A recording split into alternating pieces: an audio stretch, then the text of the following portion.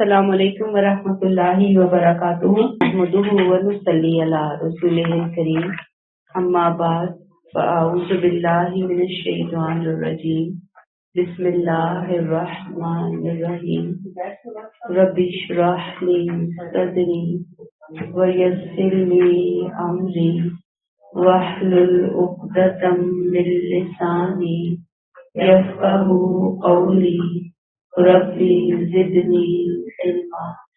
پچھلی آیت 34 میں اگر آپ کو یاد ہو تو ہم نے عورت کے نشوز کے حوالے سے کچھ باتیں پڑھی تھی اور ہم نے دیکھا کہ گھر کو ٹوٹنے سے بچانے کے لیے اللہ تعالیٰ نے کس قدر زبردست لاہ عمل ہمیں تجویز کیا ہے۔ اب آیت 35 میں اگر مرد سارے جتن کرنے کے بعد بھی عورت کے نشوز پر قابو نہیں پا سکا جو پچھلی آیت میں بیان ہوئے ہیں تو اس کے صاف معنی یہ ہے کہ اب اس رشتے کو بچانا آسان نہیں رہا۔ لہذا اس موقع پر اللہ یہ نہیں چاہتا کہ وہ بیوی کو طلاق دے کر اسے اپنی جان چھڑا لے، بلکہ اللہ چاہتا ہے کہ اصلاح احوال کے لیے ایک اور تدبیر اختیار کی جائے اور میاں بیوی کے جو برادری والے ہیں، ان کے جو رشتے دار ہیں، ان کے جو خیر خواہ ہیں، ان کی ذمہ داری مقرر کی گئی کہ اگر انہیں اب یہ پتہ چل جاتی ہے بات کے گھر کی بات اب گھر میں نہیں رہی بلکہ باہر آ گئی ہے تو اب برادری کا کام ہے کہ وہ آگے بڑھیں اور اپنا اثر و رسوخ استعمال کر کے میاں بیوی کے خراب حالات کو سدھارنے کی کوشش کریں۔ یعنی پہلے تو مرد اکیلا لگا ہوا تھا، اب مرد کے ہاتھ سے بات نکل گئی ہے، اب دونوں خاندانوں کے بڑوں کو شامل کر لیا گیا اور ان کو بتا دیا گیا کہ بھئی اب معاملہ آ کر سنبھالے، اب تو میں نے ہینڈز اپ کر دیا۔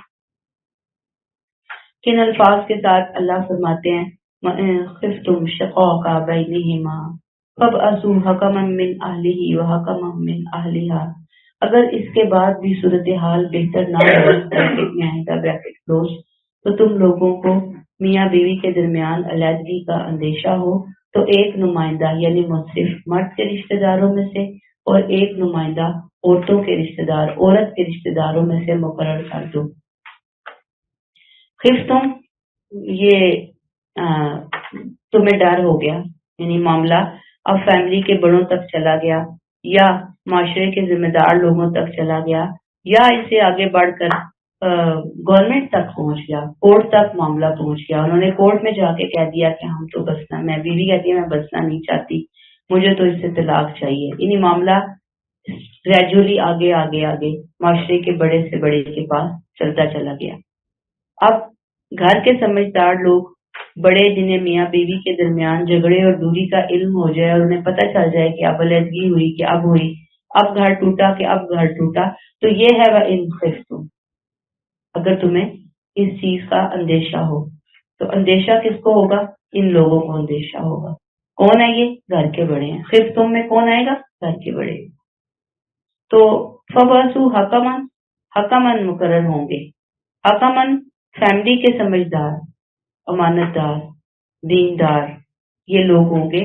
اس سے مراد صرف قاضی نہیں ہے، یاد رکھیں، پہلے سٹیج پہ قاضی مراد کیا، فیملی کے معتبر لوگ جنہیں دونوں طرف والے ریگارڈ دیتے ہیں، یعنی ایک مرد کے خاندان سے ایک عورت کے خاندان سے، اور یہ لوگ جو ہوں گے یہ ون سائیڈڈ فیصلہ نہیں کریں بلکہ ان کا کام کیا ہوگا؟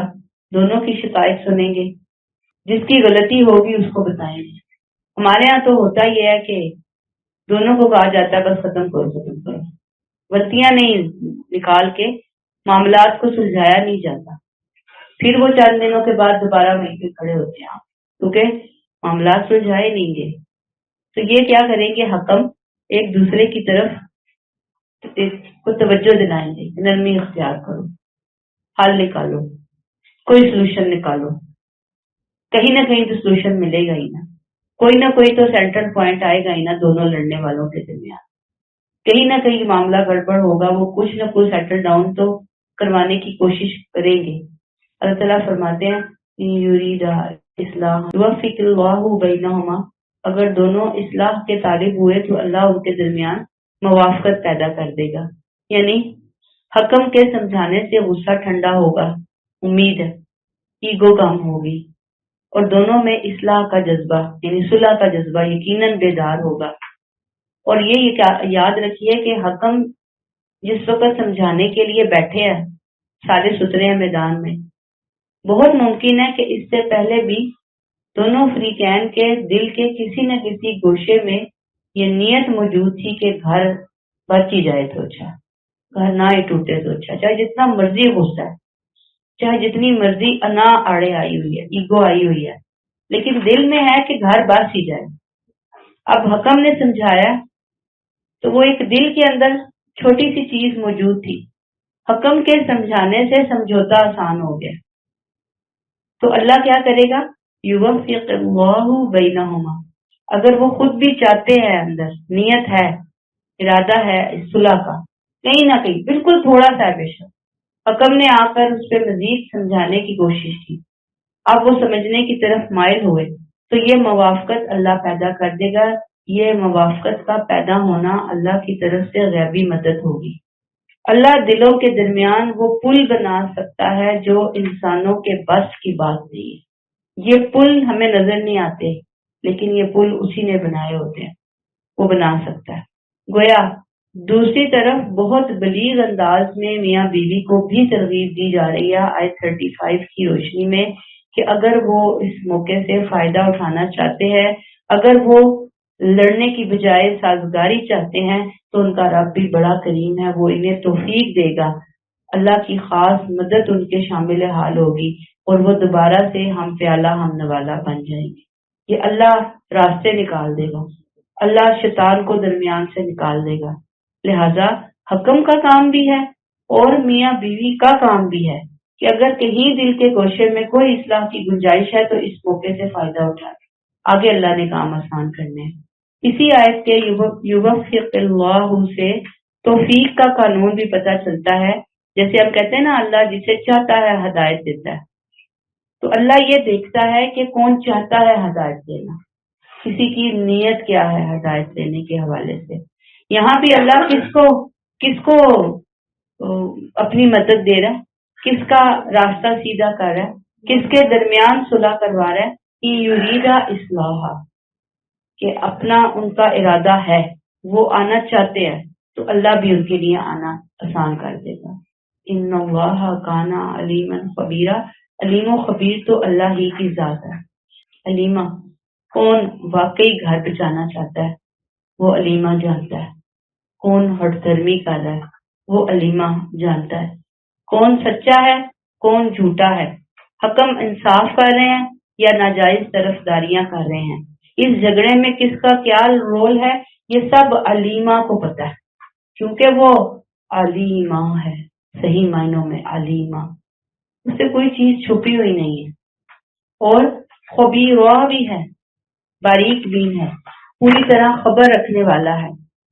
انسان کی ہر سچائی، اس کی ہر کوشش اللہ کے نوٹس میں ہے، اور جس کے نوٹس میں ہے پھر اسی کے مطابق وہ لوگوں کا فیصلہ کرے گا، اسی کے مطابق وہ ڈیل کرے گا۔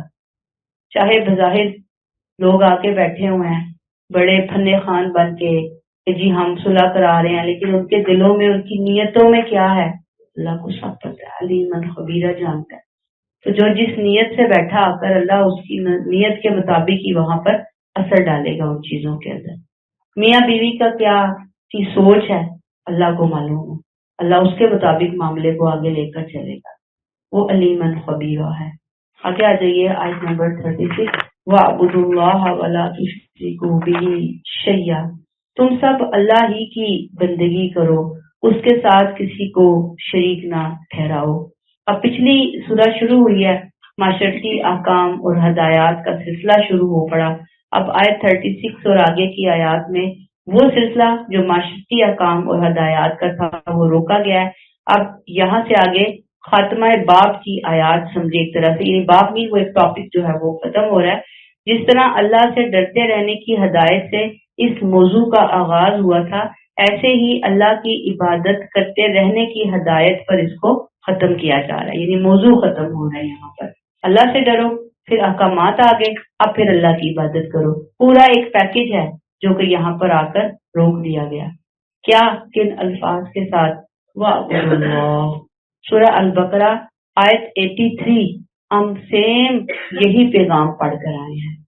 احکامات بار بار اس میں احکامات کی تکرار آئی ہے، اور وجہ اس کی کیا ہے کہ یہ حکم ہی بہت ہے.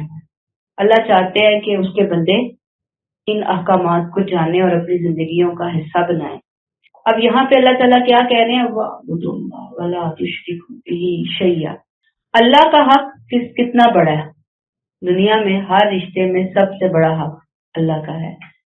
جو لوگ اس حق کو خوبصورتی سے ادا کریں گے نا، کس کا حق ادا کریں گے؟ وہی دوسروں کے حق ادا کرنے کی توفیق پائیں گے، راستہ آسان ہو جائے گا.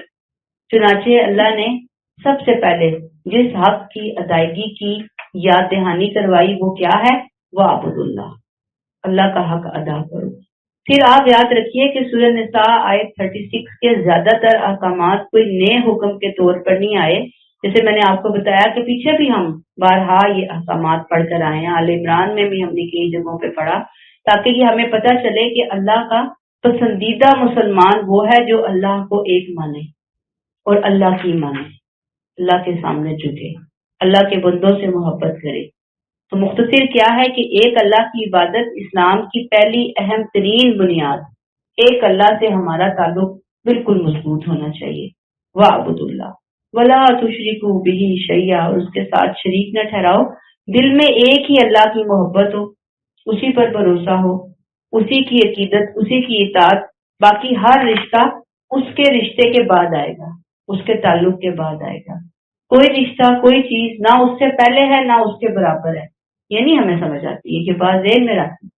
ہمارے دنیا کے رشتے اللہ کے سامنے استغفر اللہ، اللہ کچھ نہیں ہے، سب کچھ دنیا کے ہی رشتے ہیں.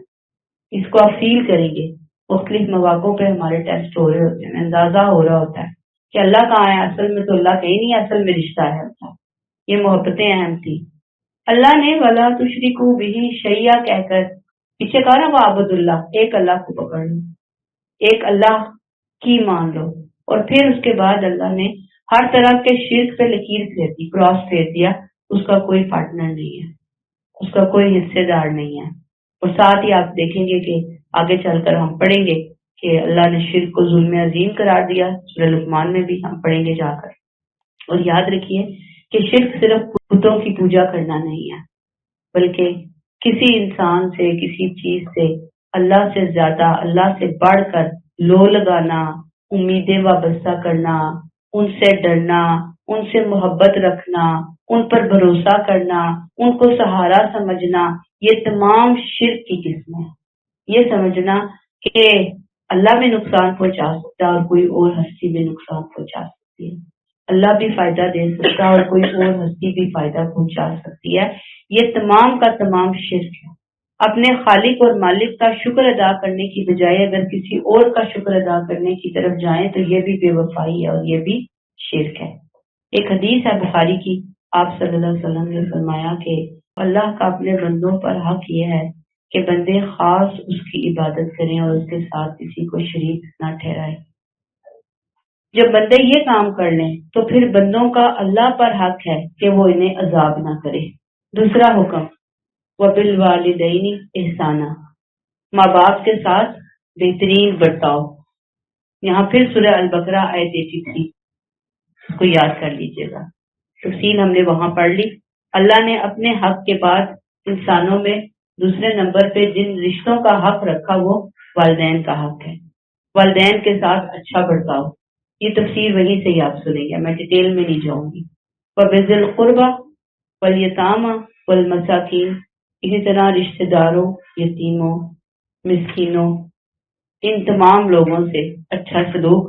یہ بھی سورہ البقرہ آیت 83، سورہ البقرہ آیت 215 میں ہم ڈیٹیل پڑھ کر آئے ہیں ان رشتوں کے حوالے سے. پھر اسلام حقوق کے معاملے میں صرف والدین تک نہیں رکتا بلکہ حقوق کی ادائیگی حسن سلوک کے دائرے کو خاندان کے ہر فرد تک پھیلاتا چلا جاتا ہے. اور یہ رشتے والدین سے ہی بنتے ہیں نا. وَبِذِي الْقُرْبَى، یہ خالق اور فطرت کی باندھی ہوئی گرہ ہے جسے توڑنے کا ہمیں حکم نہیں ہے. اب اسی میں ہمارے لیے آتا ہے کہ یتیموں کی دلجوئی کرنی ہے، ان کے مال کی حفاظت کرنی ہے، ان کے ساتھ شفقت، محبت، ہمدردی کا معاملہ کرنا ہے، یہ اللہ کو بہت محبوب ہے۔ ہم دیکھتے ہیں کہ قرابت داروں کے فوراً بعد ان کا ذکر یہ بتاتا ہے کہ گویا یہ بھی اسی زمرے میں آتے ہیں۔ مسلمانوں کو انہی نگاہ سے دیکھنا چاہیے۔ کس سے؟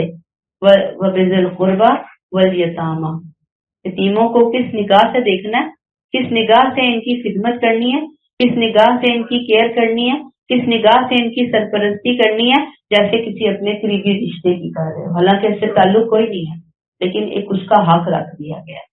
پیچھے بھی ہم بہت تفصیل پڑھ کر آئے ہیں، میں نے آپ کو آیات کا ریفرنس دے دیا۔ مسکینوں کے حقوق کی ادائیگی پر آپ کو پتا ہے بہت زور دیا گیا۔ والمساکین، مسکین کون ہوتا ہے؟ سفید پوش، جس کی ضروریات پوری نہیں ہوتی لیکن مانگنے سے بھی وہ جھجکتا ہے، مانگ نہیں سکتا۔ اب یہاں ایک مسلمان کو سراپا شفقت اور رحمت بننے کی تعلیم دی جا رہی ہے اس آیت کے ذریعے۔ جہاں جائے اللہ کے بندوں کے لیے باعث رحمت بن جائے، آسانی بن جائے، راحت بن جائے، روشنی بن جائے، اور بتایا کہ یہ سب اعلیٰ ترین عبادتیں ہیں۔ اگلی بات، اگلا حکم، والجار ذی القربى والجار الجنب والصاحب بالجنب، رشتہ دار پڑوسی، اجنبی پڑوسی اور ہم نشین۔ قرآن میں پڑوسی کا لفظ اسی پوری قرآن میں اسی ایک آیت میں استعمال ہوا ہے، یاد رکھیے یہ بات۔ لیکن قرآن کا پورا اخلاقی نظام حقوق العباد میں مختلف لوگوں کے حقوق کی حفاظت کرنے میں پڑوسی کا حق بھی شامل کر دیا اللہ تعالیٰ۔ پڑوسی کے بارے میں عام لوگوں کی رائے یہ ہے کہ پڑوسی وہ ہے جس کا مکان ہمارے مکان کے ساتھ ملا ہے، جس کی دیوار ہماری دیوار کے ساتھ ملی ہے، لیکن قرآن نے پڑوسی کی 3 قسمیں بتائی ہیں، اس کو یاد کر لیں۔ پہلی قسم، والجار ذی القربى، پڑوسی پلس رشتہ دار، سب سے زیادہ ہمارے حسن سلوک کا حقدار۔ نمبر 1، جب پڑوسیوں میں ترجیح دینی ہوگی تو ہم اس پڑوسی کو ترجیح دیں گے جو پڑوسی بھی ہے اور ہمارا رشتہ دار بھی ہے۔ نمبر 2، والجار الجنوبی، اجنبی پڑوسی، پڑوسی بھی ہے لیکن رشتہ دار نہیں ہے، اس کے ساتھ بھی خیر خواہی کرنی ہے، اس میں کوئی مسلمان ہے یا غیر مسلم ہے، کوئی فرق نہیں دیا گیا۔ اپنے شر سے اپنے پڑوسی کو بچانا، یہ ہے پڑوسی کا حق، یعنی اس کے ساتھ اس نے سلوک ہے، اس کے ساتھ اچھی ڈیلنگ ہے، لیکن اس اچھی ڈیلنگ کے اندر اپنے شر سے اس کو بچانا بھی اس نے سلوک کے اندر شامل ہے۔ تیسرا، والصاحب بالجنب، ہم نشین، ہم سفر، اسے آپ آسان لفظوں میں کلاس فیلوز بولیں گے، کولیگز بولیں گے، جو کسی جگہ تھوڑی دیر کے لیے رکتے ہیں، اکٹھے ہوتے ہیں، ساتھی بنتے ہیں، جیسے یہ ہماری قرآن کلاس کے ساتھی۔ یہ بھی کون ہے؟ بس صاحب بالجنب، قرآن کلاس کے ساتھی کون ہو گئے؟ پڑوسی ہو گئے، یہ وہ کیٹیگری آ جاتی ہے۔ پھر اس کے اندر مزید اگر ہم اس کو پھیلائیں تو بس میں سفر ہو رہا ہے، ٹرین میں سفر ہو رہا ہے، کہیں راستے میں تھوڑی دیر کے لیے اکٹھے ہوئے ہیں، کسی پارک میں، کسی ہاسپٹل میں، کہیں پہ اکٹھے ہوئے ہیں تھوڑی دیر کے لیے، تو وہ جو عارضی ہمارا کسی کے ساتھ، مسلمان کے ساتھ یا نان مسلم کے ساتھ جو ساتھ ہے نا، تو اس تھوڑے ساتھ کا بھی اللہ نے بندے پر حق قائم کر دیا کہ اس کا تمہارے اوپر حق ہے، اس حق کی ادائیگی کرنی ہے۔ اب سوچیں کہ ہم جتنا لیے دیے رہنا شروع ہو چکے ہیں، اور ایسے ہم ایک دوسرے سے دور ہیں، ہمیں تو محلوں میں ایک دوسرے کی خبر نہیں ہے۔ دین تو اتنا زیادہ پڑوسیوں کو دیکھیں ڈیفائن کر رہا ہے، ڈیٹیل بتا رہا ہے۔ اللہ ہمارے حال کے اوپر رحم کرے۔ آپ نے فرمایا جبرائیل مجھے پڑوسی کے بارے میں بار بار اس طرح وصیت کرتے رہے کہ مجھے خیال گزرا کہ شاید پڑوسی کو وراثت میں شریک نہ کر دیں، یعنی پڑوسی کو وراثت میں شریک ہی نہ کر دیا جائے۔ ایک اور حدیث آپ نے فرمایا کہ جو کوئی اللہ اور آخرت کے دن پر ایمان رکھتا ہو وہ اپنے پڑوسی کو تکلیف نہ پہنچائے، اور جو کوئی اللہ اور آخرت کے دن پر ایمان رکھتا ہو وہ اپنے مہمان کی عزت کرے، اور جو کوئی اللہ اور آخرت کے دن پر ایمان رکھتا ہو وہ اچھی بات زبان سے نکالے ورنہ خاموش رہے۔ دیکھ لیں پڑوسی کے لیے اللہ نے اپنے حبیب محمد مصطفیٰ کے ذریعے کیا کہلوایا۔ ایک اور حدیث ہے، آپ نے فرمایا کہ اے مسلمان عورتوں، ہرگز کوئی پڑوسن اپنی دوسری پڑوسن کے لیے لیکن بریکٹ آئے گا معمولی ہدیے کو بھی بریکٹ کلوز فقیر نہ سمجھے، خواہ بکری کے کھر کا حصہ ہی کیوں نہ ہو، پایا ہی کیوں نہ ہو۔ کسی نے بھیجا ہے تو اس کو بھی عزت کے ساتھ لیا جائے، رسپیکٹ کے ساتھ، نہیں کہ مذاق اڑایا جائے، اٹھا کے پھینکا جائے۔ ٹھیک ہے، اگر آپ سمجھتے ہیں کہ میں استعمال نہیں کر سکتی تو کسی غریب مسکین کے حوالے کر دیں وہ چیز۔ پھر ایک اور حدیث آپ نے فرمایا کہ جب تم شوربہ پکاؤ تو اس میں پانی زیادہ رکھو اور اپنے پڑوسیوں کو یاد رکھو، یعنی اپنے پڑوسیوں کو بھی اس میں سے کچھ شیئر کرواؤ۔ پھر ایک اور حدیث آپ نے فرمایا کہ جس کی ایزار آسانی سے اس کے پڑوسی محفوظ نہ ہوں وہ جنت میں نہیں جائے گا۔ ایک روایت ہے حضرت عبداللہ بن عمر رضی اللہ تعالیٰ عنہ کے گھر ایک بکری ذبح کی گئی، انہوں نے پوچھا کہ کیا تم نے میرے یہودی ہمسائے کی طرف کچھ بھیجا؟ یعنی ہمسایہ کون ہے؟ یہودی۔ کیونکہ ہم نے رسول صلی اللہ علیہ وسلم سے سنا، آپ فرماتے تھے کہ جبریل امین مجھے ہمسائے کے بارے میں وصیت کرتے رہے حتیٰ کہ مجھے یہ خیال ہوا کہ وہ اسے وارث ہی بنا دے گے۔ ہم تو سوال ہی کر ختم ہی نہیں ہوتے کہ فلاں کے ساتھ رکھنا ہے، فلاں کے گھر کا کھانا کھانا ہے، فلاں کے گھر کا کھانا نہیں کھانا۔ ایک اور حدیث ہے، عائشہ فرماتی ہے کہ میں نے عرض کیا ہے اللہ کے رسول میرے دو ہمسائے ہیں، میں احسان میں کس سے ابتدا کروں، یعنی کس سے پرائورٹی کون ہو؟ تو آپ نے کہا جس کا دروازہ تیرے زیادہ قریب ہے، یعنی اس میں بھی ہمیں پریفرنسز بتا دی گئی۔ پھر ایک اور حدیث ہے اللہ کے نزدیک سب سے بہتر پڑوسی وہ ہے جو اپنے پڑوسی کے لیے بہتر ہے۔ ایک اور ہے حدیث، ایک صاحب نے عرض کیا یا رسول اللہ فلاں عورت اس طرح کی ہے کہ اس نے اس عورت کی بکثرت نفل نمازوں کا ذکر کیا اور یہ کہا کہ وہ اپنی زبان کے ذریعے سے دوسروں کو اذیت پہنچاتی ہے۔ نبی نے ارشاد فرمایا وہ جہنم میں جائے گی۔ اس نے عرض کیا یا رسول اللہ فلاں عورت ایسی ہے، پھر اس نے اس عورت کی نمازوں اور روزوں کی قلت کا ذکر کیا، یعنی بہت زیادہ نماز روزہ کرنے والی نہیں ہے۔ تو آپ اور یہ بتایا کہ وہ پنیر کے ٹکڑے صدقہ کرتی ہے اور اپنے پڑوسیوں کو کوئی تکلیف نہیں پہنچاتی، تو آپ نے فرمایا وہ جنت میں جائے گی۔ دیکھیں ذرا حسن سلوک اور بندوں کی خدمت، بندوں کے ساتھ خیر خائی، پڑوسیوں کے ساتھ حسن سلوک بڑی ہی امپورٹنٹ چیز ہے یہ ہمارے سیکھنے کے لیے۔ آج کل کی ہماری جو پڑھی لکھی سوسائٹی میں ہمسائے اس قدر اجنبی ہو چکے ہیں کہ ایک دوسرے سے بلا ضرورت سلام تک لینا گوارا نہیں کرتے۔ سلام، پیسے نہیں خرچ ہو رہے، سلام نہیں لیا جا رہا، مہینوں گزر جاتے ہیں، کوئی کسی کے ساتھ نہ ملتا ہے، نہ دیکھتا ہے، نہ اٹھتا ہے، نہ بیٹھتا ہے، کون کہاں ہے، کوئی جی رہا ہے، کوئی مر رہا ہے، کوئی اچھا ہے، کوئی برا ہے۔ اب آپ دیکھیں کہ کچھ ٹائم نکال کر کوشش انسان کرے کہ وہ پڑوسیوں کے گھر جو ہے نا وہ اگر جا سکتے ہیں جائیں، نہیں تو ایک فون کال بندہ کر لیتا ہے کہ کم از کم حال احوال پتہ چل جائے۔ آگے آ جائیں گی وابن السبیل اور مسافر۔ اب سورہ البقرہ آیت 177 میں وہاں یہ ڈیٹیل میں بتا کر آئی ہوں آپ کو۔ سورہ البقرہ آیت 215 میں بھی میں نے آپ کو بتایا ہے وابن السبیل، ابن بیٹے کو کہتے ہیں، سبیل راستہ یعنی راستے کا بیٹا، وہ مسافر جو گھر سے دور ہے، بے سہارا ہے، جذباتاً اور ظاہراً کمزور ہے۔ اب مسافر کے بنیادی حقوق اس کو سہولت دینا، راستہ بنانا، بتانا، منزل تک رہنمائی کرنا، اس کی کوئی مشکل دور کرنا، اس کی مہمان نوازی کرنا، کوئی بھی ہو سکتی ہے، پیسوں کی مدد ہے وہ کرنا، اور بے شمار چیزیں کے لیے آ سکتی ہیں۔ تو آتے جاتے ہوئے راستے میں ہمیں مسافر ملتے ہیں، کوئی گاڑی پہ جا رہا ہے، کوئی موٹر بائک پہ جا رہا ہے، کوئی پیدل جا رہا ہے، مسافر ہوتے ہیں نا لوگ۔ یہ تو نہیں کہ مسافر دور سے چلے گا تو آئے گا، یہ آگے پیچھے لوگ سفر کر رہے ہوتے ہیں، ہم ان کو فیسیلیٹیٹ کریں، ہم ان کو اذیت نہ پہنچائیں، ہم ان کو اپنے شر سے بچائیں، ہم ٹریفک قوانین کی پابندی کریں، یہ مسافروں کی خدمت ہوگی، مسافروں کی کیئر ہوگی، مسافروں کے ساتھ اس میں سلوک ہو گیا۔ وما ملکت ایمانکم، اور اپنے لونڈی غلام جو تمہارے قبضے میں ہیں۔ غلامی کا رواج تو ختم ہو گیا، پرانے زمانوں میں جب تک جنگیں تھیں ان کے حقوق بھی بہت زیادہ تھے۔ پیچھے ہم ڈیٹیل میں لونڈی غلاموں کے بارے میں پڑھ کر آئے ہیں، سورہ نساء جب میں نے شروع کی تو میں نے آپ کو بتا دیا تھا۔ آج غلام نہیں ہیں لیکن ملازم وغیرہ ہیں، قرض میں پھنسے ہوئے لوگ ہیں، ان کے قرضوں کو ختم کرنے میں یہ کیٹیگری جو یہ آ جائے گی۔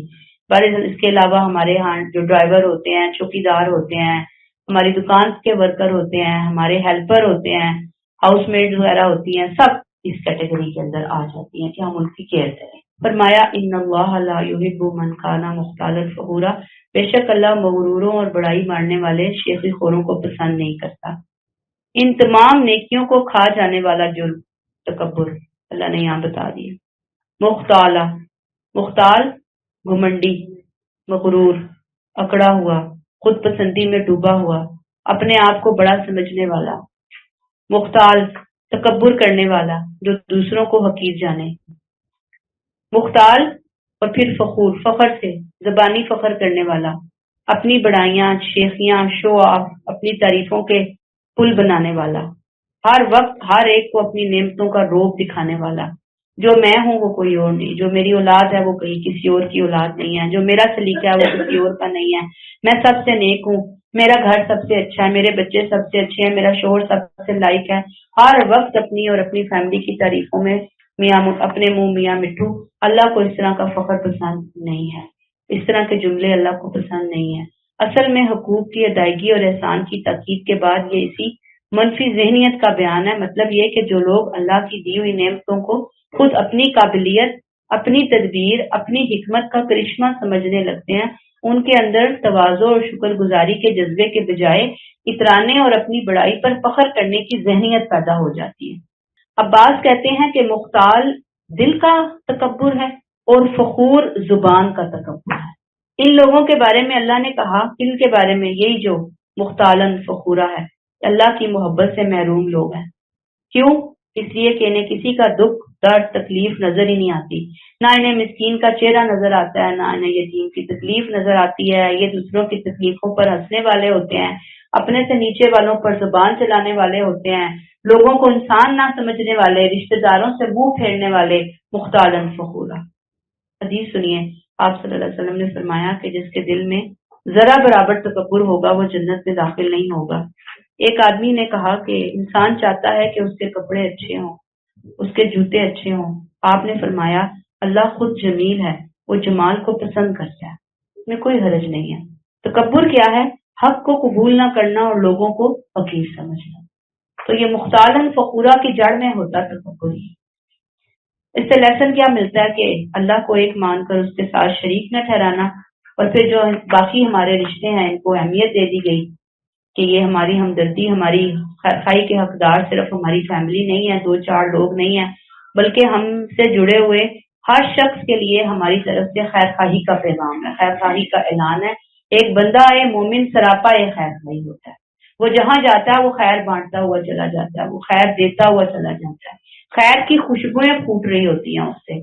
ये लिस्ट जो अल्लाह ताला ने यहाँ पे दी, वबिल वालिदैनी एहसाना के बाद वबिज़िल कुर्बा वल यतामा वल मसाकीन और वजारी जिल कुर्बा जारिल जुम्बी वज़ाहिबी बिल जम्बी व स्वाहिबी बिल जम्बी वब्ने सबील व मा मलकत ऐमानुकुम। तो ये असल में हमारे ट्रेनिंग प्रोग्राम के लिए अल्लाह ने दी कि वालिदैन हमारी जिंदगी की सबसे पहली जिम्मेदारी, रिश्तेदार जिन्हें हम अक्सर इग्नोर कर रहे होते हैं, यतीम, बेआसरा, दुखी बच्चे, मिस्कीन जिनके पास कुछ नहीं, पड़ोसी, करीब तरीन माशरती जिम्मेदारी, मुसाफिर, सफर में मिला हुआ अजनबी, यानी कि करीबी भी हो सकता है और अजनबी भी हो सकता है, खास तौर पर साहिबी बिल जम जिन्हें हम शायद कभी ना देखें।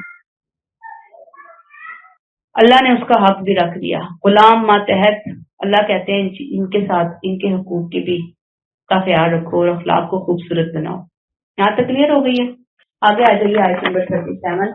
अल्लज़ीना यबखुलूना व यअमुरूना अन्नास बिलबुख्ली व यक्तुमूना मा आताहुमुल्लाहु मिन फज़ल।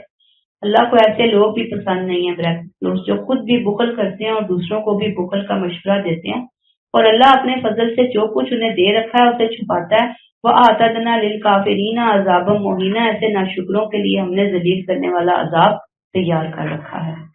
आयत 36 में अल्लाह ने अच्छे अखलाक, अच्छे रवैयों, रिश्तों के हकूक और मुताजों पर खर्च करने के अहकाम दिए और आखिर में तंबीह कर दी। क्या? ये पीछे हमने भी पढ़ा ना, इन्नल्लाह ला युहिब्बु मन काना मुख्तालन फखूरा। अब ये आयत 37 मुख्तालन फखूरा की मजीद खसूसियात बयान हो रही है। मुख्तालन फखूरा मजीद क्या करते हैं? अल्लज़ीना यबखलून, वो क्या करते हैं? बुखल करते हैं। यबखलून कंजूस वो होता है जिसके पास बहुत कुछ होता है लेकिन ना वो खुद इस्तेमाल करता है, ना अच्छा खाता है, ना पीता है, ना अपनी फैमिली की जरूरियात को पूरी करता है। लिबास फटा हुआ, पुराना, जूते पुराने बचा बचा कर रखना उसकी जिंदगी का मकसद होता है। बाद में देखेंगे, फिर खर्च कर लेंगे। उसे अपनी जात से ज्यादा माल से मोहब्बत होती है, बस माल कम ना हो जाए। अल्लाह की नेमतों पर, इस खजाने पर सांप बनकर बैठा हुआ होता है, گویا کنجوس کا ہاتھ کنجوس کا دل دونوں ہی بہت تنگ ہوتے ہیں، اور اکثر یہ بخل صرف مال کا نہیں ہوتا بلکہ دوسروں کے حقوق کی ادائیگی کا بھی ہوتا ہے۔ الذین یبخلون، یبخلون صرف مال کے اندر بخل نہیں ہے بلکہ حقوق کی ادائیگی کے اندر بھی بخل آتا ہے۔ حدیث سنیے، آپ نے فرمایا اپنے آپ کو حرص اور بخل سے بچاؤ کیونکہ تم سے پہلے لوگ اسی وجہ سے ہلاک ہوئے۔ حرص نے ان کو حکم دیا تو وہ بخل کرنے لگے، قطع رحمی کا حکم دیا تو قرابت توڑ لی، اور بدکاری کا حکم دیا تو بدکاری کرنے لگے۔ یہ بخل کی وجہ سے آ گئی نا چیزیں ان کے اندر۔ ایک اور حدیث آپ نے فرمایا کوئی دن ایسا نہیں جاتا کہ جب بندے صبح کو اٹھتے ہوں تو دو فرشتے آسمان سے نہ اترتے ہوں۔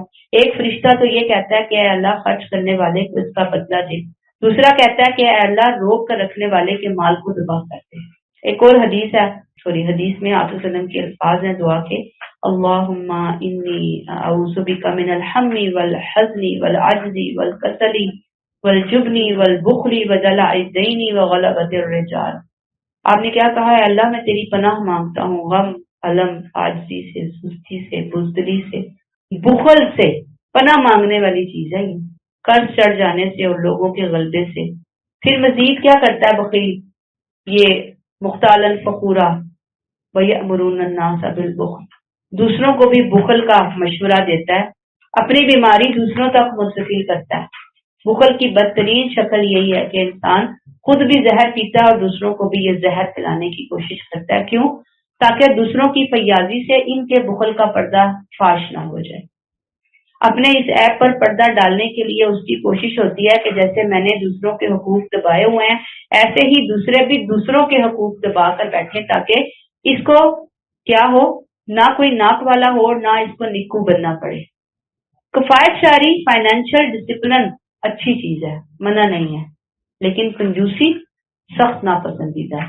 اب ان دونوں میں فرق ہمیں پتہ ہونا چاہیے کہ کہاں پہ ہم چیزیں سیو کر رہے ہیں اور کہاں پہ ہم بخل میں آ گئے ہیں، خدا نہ خواستہ۔ اور کیا کرتا ہے یہ؟ فَيَكْتُمُونَ مَا آتَاهُمُ اللَّهُ مِنْ فَضْلِهِ، جو کچھ اللہ نے اپنے فضل سے انہیں دیا اسے وہ چھپاتے ہیں۔